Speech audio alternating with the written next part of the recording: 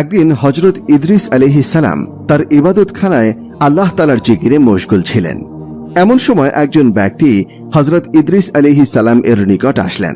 তিনি তাকে মেহমান মনে করে অভ্যর্থনা জানালেন এবং নিজের কাছে বসার জন্য অনুমতি দিলেন।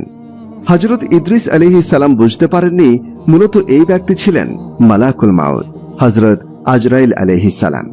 তিনি এসেছিলেন হযরত ইদ্রিস আলাইহিস সালামের সাথে ভ্রাতৃত্বের সম্পর্ক স্থাপন করার জন্য এবং এর আগে 2টি পরীক্ষা করার জন্য। হযরত ইদ্রিস আলাইহিস সালামের অভ্যাস ছিল তিনি সব সময় রোজা রাখতে পছন্দ করতেন, আর সেই দিনেও তিনি ব্যতিক্রম ছিলেন না। হযরত ইদ্রিস আলাইহিস সালাম রোজা অবস্থায় ছিলেন। সারাদিন রোজা রেখে যখন ইফতার করার সময় আসলো, তখন হযরত ইদ্রিস আলাইহিস সালাম নিজের জন্য এবং মেহমানের জন্য ইফতারের আয়োজন করলেন। হযরত ইদ্রিস আলাইহিস সালাম সেখান থেকে খাবার খেলেন, কিন্তু মেহমান কিছুই খেলেন না। যদিও ইদ্রিস আলাইহিস সালাম বারবার বলেছিলেন, ভাই আপনি এখান থেকে খাবার আহার করুন, কিন্তু মেহমান খাবার গ্রহণ করেননি, কারণ তিনি সাধারণ কোনো মেহমান ছিলেন না, তিনি ছিলেন আল্লাহর একজন ফেরেশতা।